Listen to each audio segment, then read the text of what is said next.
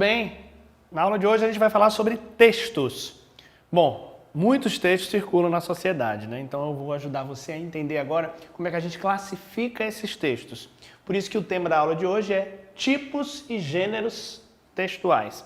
Quando alguém solicita você que escreva um texto, você já deve ter se perguntado, mas espera aí, que texto eu vou escrever? Porque existem muitas possibilidades de escrita textual. E eu quero te ajudar agora a reconhecer padrões que ajudam a gente a definir o que é uma tipologia textual ou um tipo textual e o que são gêneros textuais, para que você consiga reconhecer esses formatos e escrever textos com muita qualidade dentro do que se espera da convenção de cada tipo e de cada gênero. Quando a gente fala em tipos textuais, a gente está falando de 5 categorias básicas que são demarcadas e definidas por conta de características verbais, estilísticas, semânticas, propriedades estruturais em comum. Por isso que os tipos eles não são tão variados, porque esses padrões gramaticais, esses padrões semânticos, eles são definidos, esses padrões estruturais, a partir de algumas características muito específicas.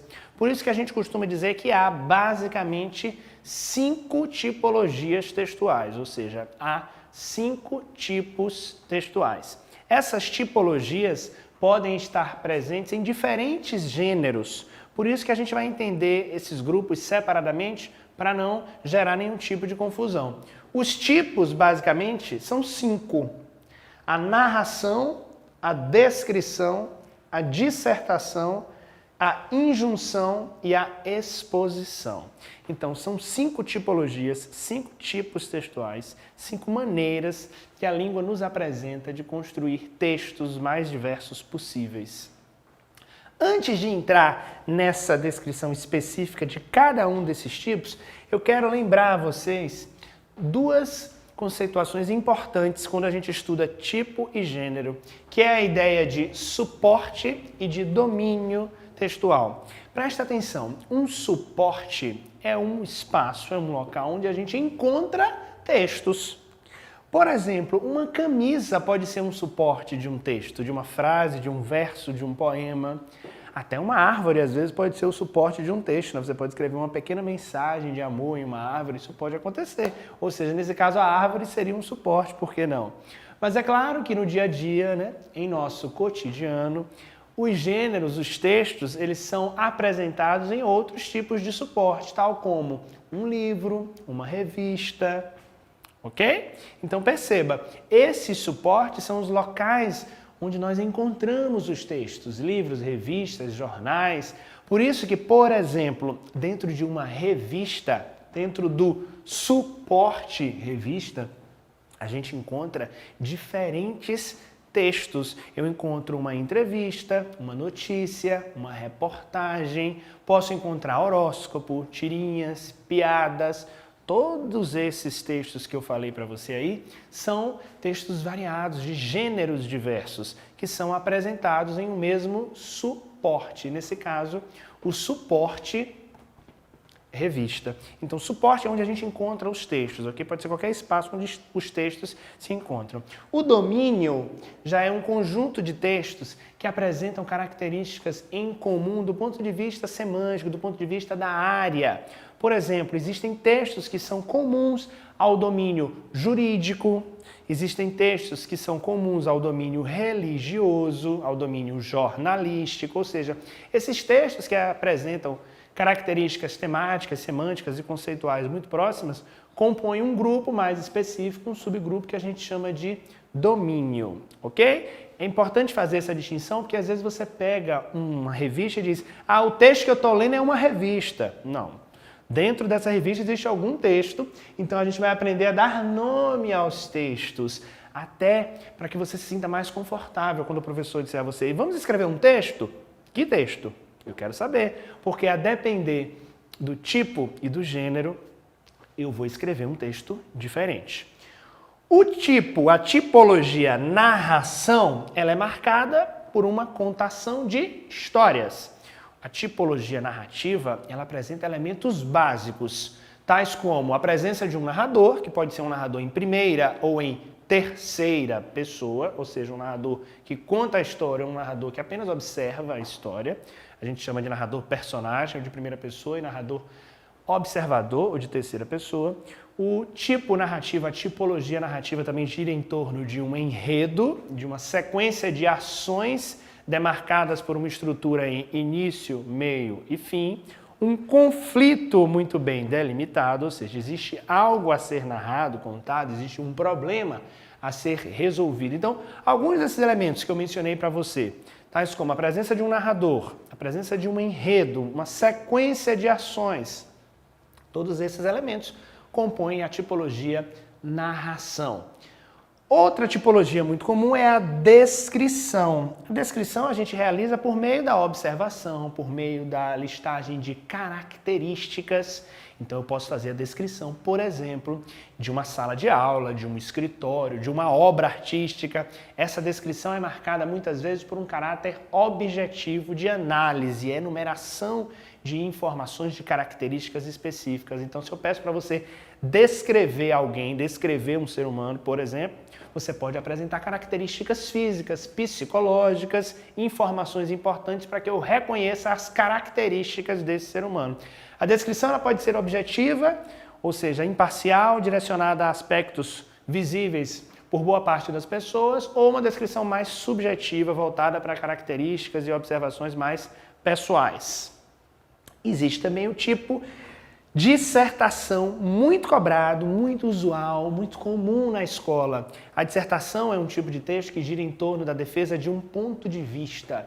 A dissertação é construída a partir da criação de uma tese. Tese essa que é uma opinião, um ponto de vista que você tem, que precisa ser comprovado por meio de argumentos. Por isso, quando a gente diz, escreva um texto dissertativo, escreva uma dissertação para mim. Essa dissertação, que na verdade é uma tipologia, é um tipo textual, é uma maneira de escrever o texto, é um padrão textual que implica que a gente consiga defender um ponto de vista, defender uma ideia a partir de uma tese, a partir de argumentos. Então a dissertação é um texto de caráter opinativo. O outro tipo textual é a injunção, que são aqueles textos de caráter instrucional, ou seja, textos como a bula de remédio, a receita de bolo, o manual de instruções. Esses são textos cuja função é instruir, aconselhar, orientar o leitor a fazer algo. Perceba que cada um desses tipos tem uma propriedade que o unifica, que o caracteriza. Então essa propriedade de contar uma história, descrever algo ou alguém, defender um ponto de vista, no caso da injunção, se classifica como a propriedade de instruir, orientar. Nós temos também os textos, a tipologia de caráter expositivo, que a gente chama de exposição. Na informação eu apresento informação, apresento dados. Esse tipo expositivo é um tipo muito comum, por exemplo, em gêneros como o seminário, como a aula expositiva.